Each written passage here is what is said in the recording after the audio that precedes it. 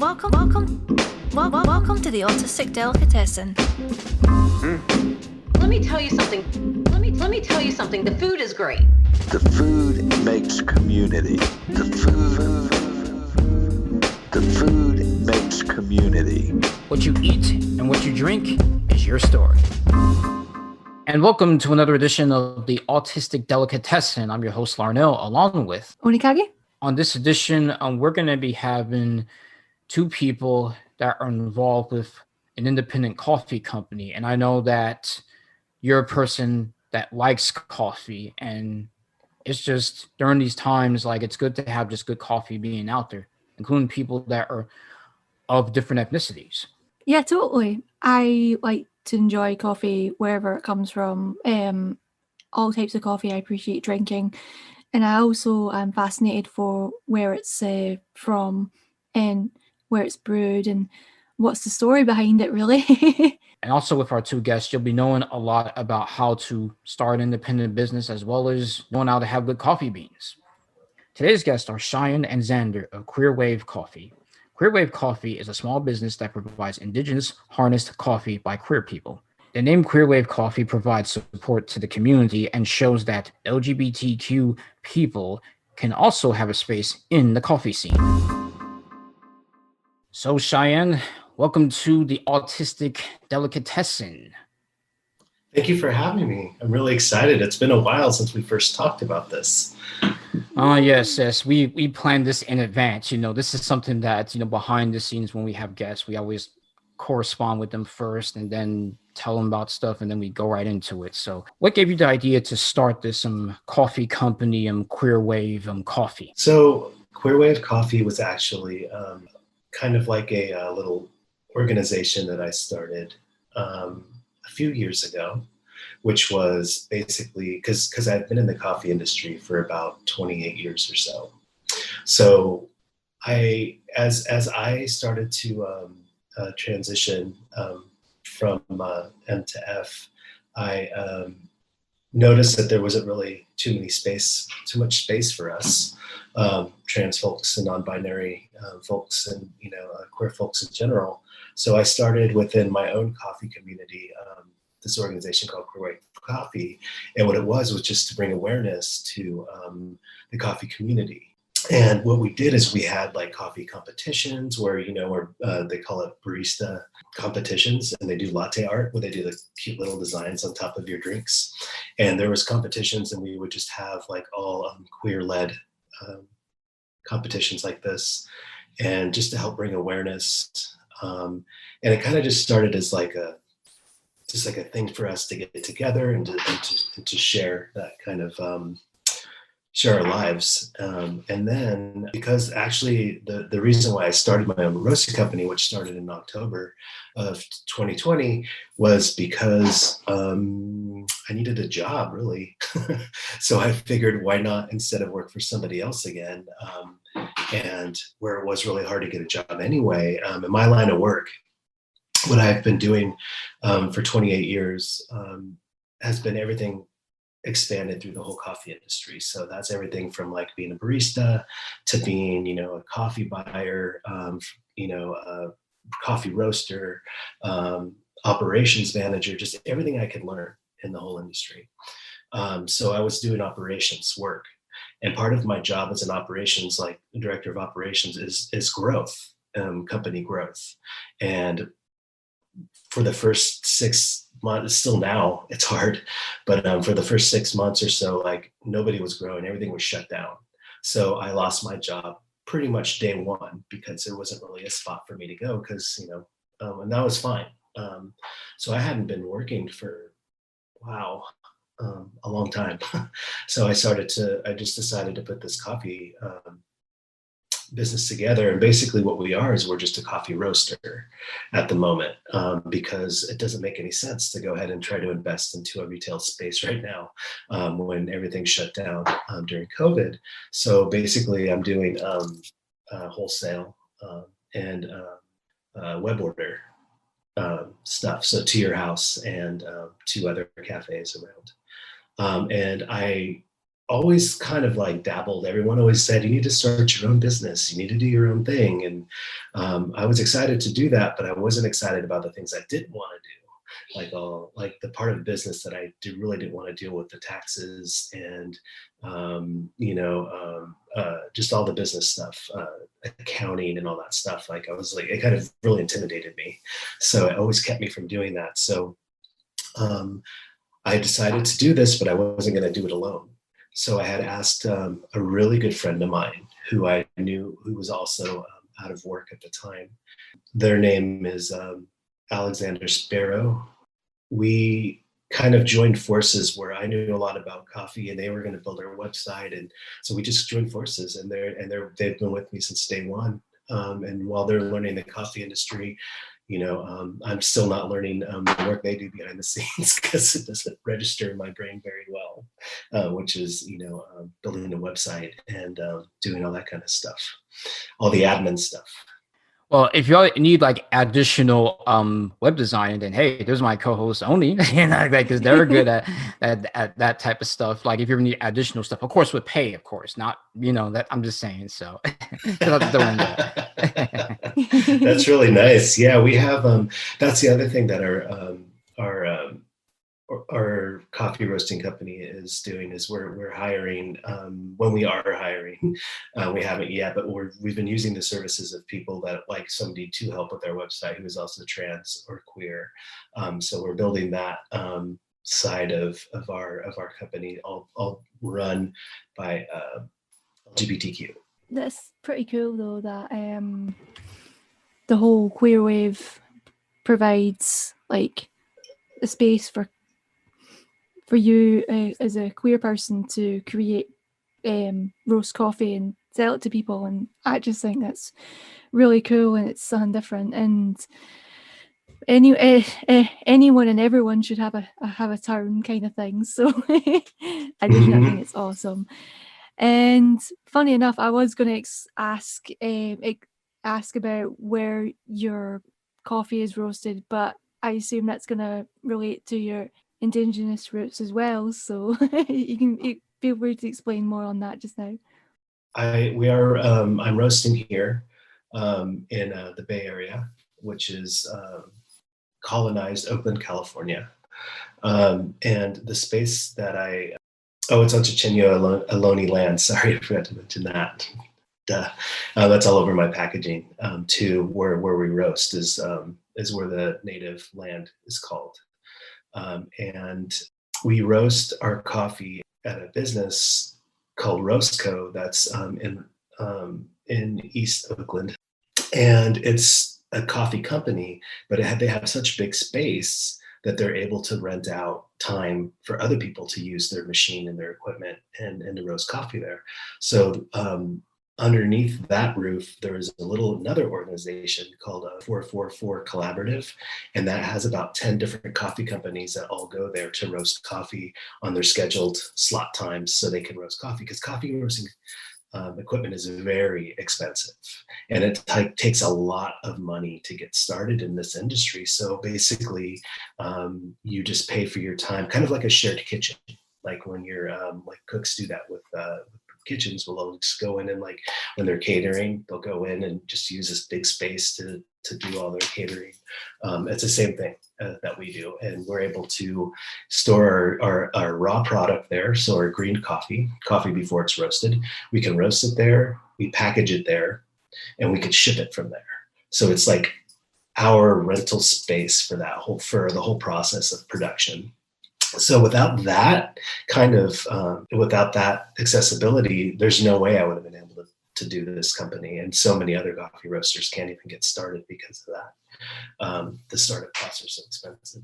But luckily I knew pretty much all there was to know about buying coffee and roasting coffee, packaging coffee, because I've been doing it for so long. So basically it was just me just showing up with a bag of coffee and throwing it in the roaster and going from there. So there was no learning curve for me really, which is really a privilege for me to start my own company. A lot of people who start roasting companies, maybe they've been a barista for a really long time and they decide they want to roast and start their own company. So they have to start from the beginning and learn how to do all these things.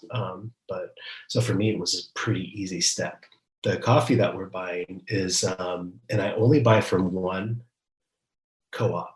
It's a cooperative in Honduras, and it's pulled together by the people there in Honduras.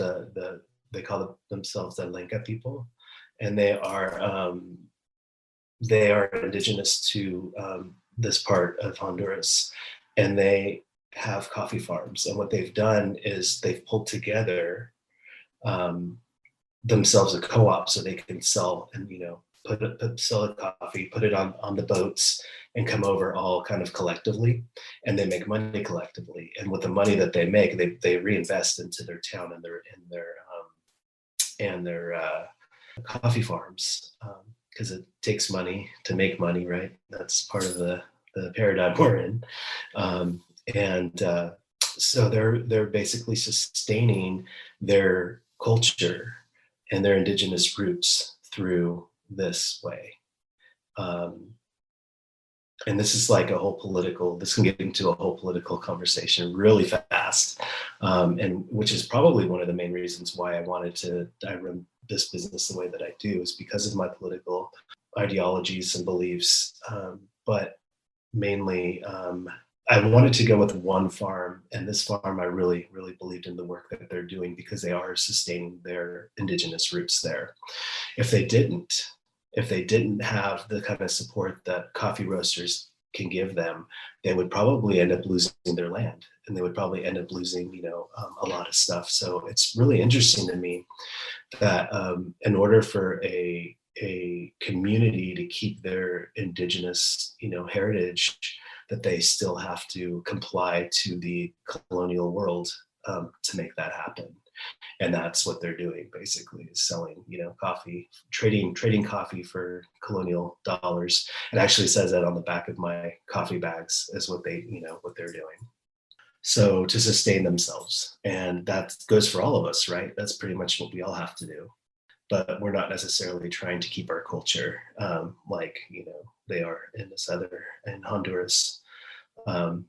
We've lost ours a long time ago in the 1700s, and it's been falling apart then, which brings me to the point of why having one supplier that is native to the Americas is because I don't know where my ancestors, who my ancestors are up to a certain point. It was all erased and taken apart. So I've lost my indigenous lineage in that way. But I've had several DNA tests that tell me that I'm about 72. I think it keeps changing because everyone that puts tests in, so all those percentages, 72 or 78% indigenous. But I don't know what tribe I'm from, and I don't know any of these because it just ended at one point for my ancestors that knew or even talked about it, because there are many years where it wasn't talked about and it was taken from you, and kids were taken from their parents to go to boarding schools and all that kind of stuff. So yeah, I'm one of those that don't know where I'm from. I know that from your bio, you used to be an addict. So I'm just wondering if you would like to share this personal story. Did coffee save you as well as when you were an addict? Was it more about you trying to find some meaning in your indigenous identity as well as your gender identity? In that ways, was that kind of why you were so addicted to alcohol in the past or something like that, if I'm correct on that? Let's see. So, there is a lot of trauma with my indigenous ancestry. Obviously, my family were all alcoholics. So I would say that, I learned that at an early age. I did have a really challenging childhood and growing up in an alcoholic home. And, I didn't start experimenting with that stuff. I did when I was little, but it wasn't a problem until I got a little older. And the way that it works is it sneaks up on you. It did on me anyway. And as far as when I started working in coffee, I was about 18 years old, and it definitely kept me busy. I worked a lot of hours. I worked 16 to 8, 16 hours a day, a lot of times. That kept me busy and worn out.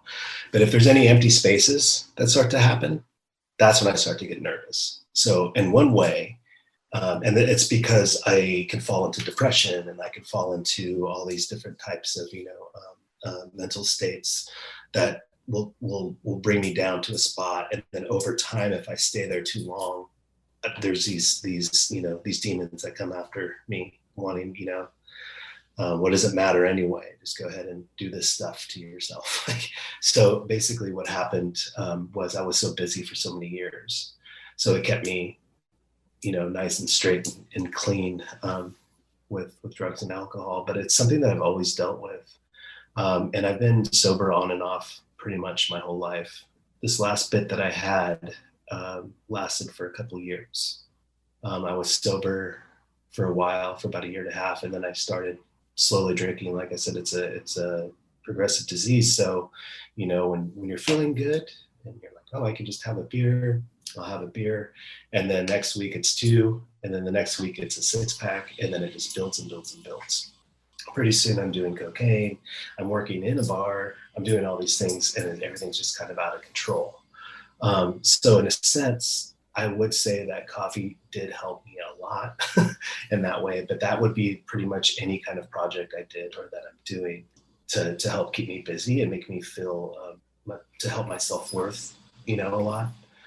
Right now I'm following a meditation group for to help me with my sobriety. But I would say that there's a lot of that kind of trauma that started before I was even born and was carried over to me, and with my indigenous, roots in that way. And it is a struggle all the time to fight it and to know that to keep myself busy. I have to keep myself busy. I was unemployed from March till until Sparrow and I got this LLC in October.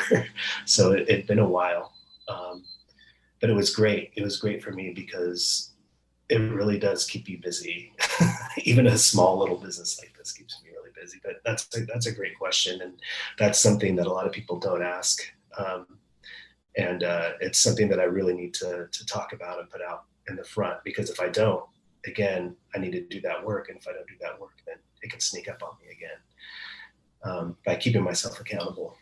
It's funny, it kind of reminds me of a King of the Hill quote, find yourself a project, keeping yourself busy, really.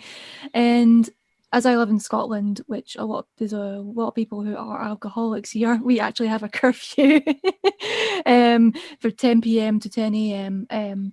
People can't buy alcohol around that, from that time to that time.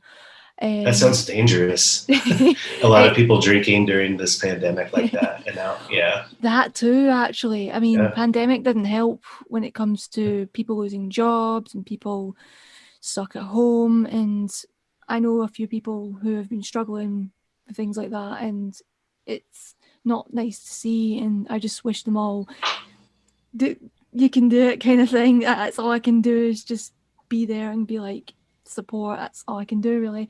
But I'm glad to hear that even just the coffee project, you and Sparrow trying to keep yourselves busy, and it's just fantastic to hear that even in these tough times, keep yourself busy with something. When it comes to queer wave coffee, the profits that you receive from coffees that people buy, do any of the proceeds go to any queer groups, LGBT groups, or anything like that? That's a question for both of you.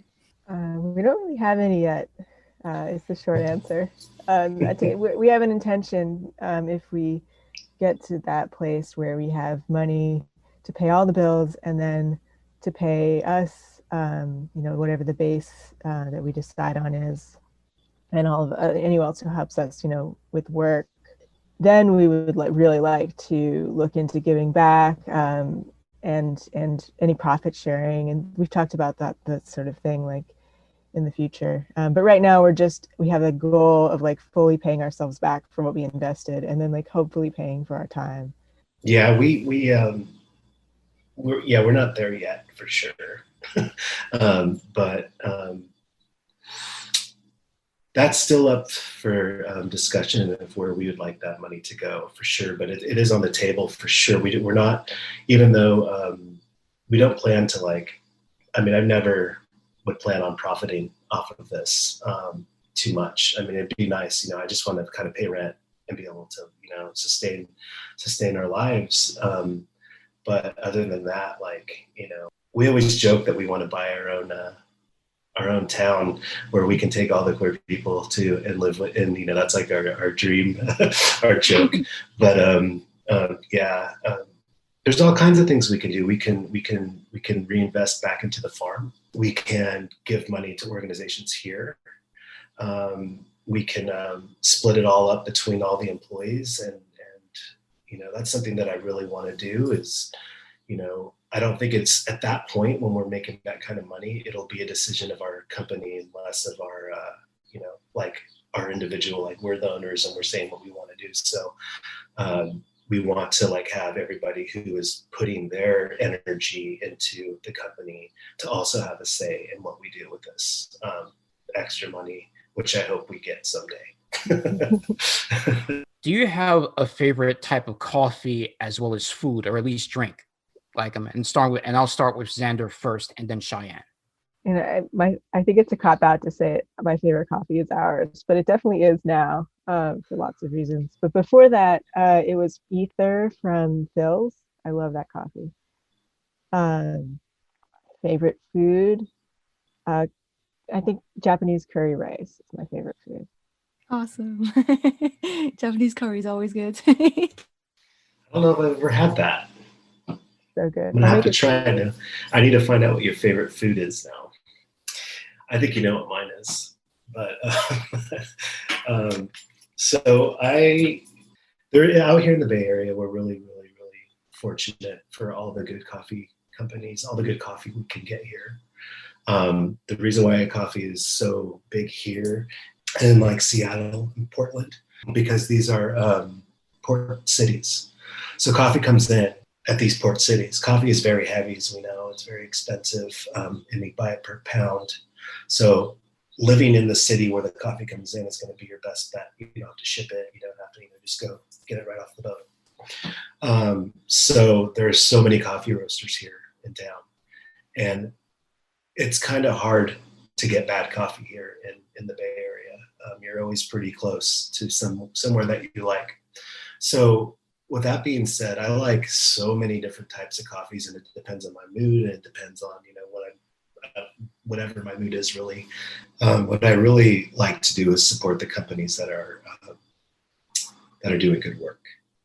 So the ones that are really treating their employees well, those are the ones that I support, and bonus, good coffee comes with it. Not saying that there's any kind of really bad companies out here that I know of, but they exist, but as far as management or ownership is concerned. But I try to do that. And there's a few places out here that do really good work and really work with their employees well. And so that's just a really hard one for me to say. But like Sparrow said, lately all I've been drinking is Queer Wave coffee. And I'm enjoying it. And our coffee style is more of a medium roast. So you have different coffee companies, some that have a really light roast, so it's really bright and acidic and kind of sour, people say. And then there's the other side of the spectrum where it's really dark and shiny and roasted. It tastes like it's, really charry. Ours is in the middle, but more to the light side. So it's a light medium roast. This gives us an opportunity to take a coffee into several different directions. And if we want to get into taste profiles, we can do that too. But I really enjoy I'm doing what the coffee wants, really, what the coffee really wants to do. And choosing coffee from Honduras also, I think we're roasting it to its peak. And so I'm really excited about this. And also, most people, believe it or not, prefer a medium to dark roast and like a whole, like, you know, what most people drink. So I want to keep that in mind as well, because that's why I'm roasting this. It's for people to enjoy and to make people happy, and you know, that they're waking up with us every morning. They get to see that bag with our logo on it, and you know, that means a lot to me, and it makes me feel really good that people are excited about it. And I mean, it's so funny. Like, and you know this from food. It's like how that translates into people's moods and how it brings together people and how it makes people happy, and knowing that I'm part of that Sparrow and I put this together so we could be that for you in the morning that is such a privilege. You know, I think about that all the time. Like, people are picking up their coffee bag, they're looking at it, they're smiling, they're making it, wow, this coffee is really gay, and they love it. And it's just, you know, so that's why I think our coffee's, you know, really special, and why I really feel strong behind it, is because that's like the number one reason for me, really, is that excitement. I love making people smile and happy, and it just feels really good. Where can people find your coffee? Like websites, Instagram, social media? Right now, we have a website, queerwavecoffee.com, which just directs you to sort of temporary place with a basic PayPal. Like, you can add coffee and pay for it. But we have a website coming that's like much more fun, and it looks really pretty. Our friend designed it, and you'll be able to subscribe to coffee, get it delivered on a schedule, also buy shirts and sweatshirts, things like that. So that's coming hopefully soon. We just have some bugs to work out, but it's still going to be queerwavecoffee.com. We can also, I'm also doing wholesale accounts. We have partnered, and I'm really careful with who, you know, I partner with as well with wholesale accounts. There's a company in Brooklyn, New York, who's buying about 70 pounds of coffee from me a week. And they're called Little Skips. And they are a immigrant owned company, and display that as their, you know, part of, you know, what they're proud of as a company, and have a lot of POC folks that work there. So we're working with them. There's a queer hair salon up north in Seattle called Squirrel Chops, and they are they're a lesbian-owned company, and really like to cater towards the queer community there as well. There's a local grocery store here called Rainbow that we're hoping to get into. Yeah, there's just a lot of opportunity right now, and other companies that we want to work with. Really not really interested in working with companies that are not on the same path as we are, because on our coffee packaging, it boldly says, we have the numbers 1312 on the bottom corner, which is ACAB, which is all cops are bastards, on the bottom of our bags, like on the front label. And basically, it's kind of like a call to, like, these are our people, you know, these are our beliefs, this is how, you know, and so we want to work with people that are very, you know, that work within the same type of ideals and beliefs and feelings, because that's important to me too. Cheyenne, Zander, thank you so much for coming on to the Autistic Delicatessen and really just sharing with us the culture of Indigenous and really just like good coffee right there. Thank you for having us. If I can add real quick, I'd like to say that our Instagram is really easy to get to. It's Queer Wave Coffee. And you can order coffee from there up in our bio, which directs you to our permanent or our temporary website. And I want to hear from all of you. I answer all the social media. So if you message me and tell me how much you love the coffee, I'd love that. That's fantastic. It's Hey, great thank you having so you much. two here. Thank you. Thank you. Before we close up this episode, we would like to talk about our composer for the Autistic Delicatessen. Bat Sauce has provided funky beats since the start of the Autistic Delicatessen, and we are so grateful for it. To show our thanks, we'd like to promote his latest album with Quasar, which is called Stone Giant. Stone Giant also features Typical Cats, Dylan, who we've had in the Autistic Delicatessen before, Hellsent, and Willie Evans Jr. The track No Ghosts is featured on YouTube. To purchase Stone Giant as vinyl or an online download, go to fullplate.bandcamp.com. If you want to support Bat Sauce's catalogue, go to batsauce.bandcamp.com or search Bat Sauce on Spotify. We thank you once again, Bat Sauce, for providing us great music for the Autistic Delicatessen. We hope to continue working with you in the future. Well, I hope you've enjoyed the show. If you want to check out our podcast too as well, please go on to the autisticdelicatessen.carrd.co. That's CARRD.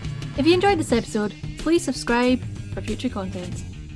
Until next time. What you eat and what you drink is your story.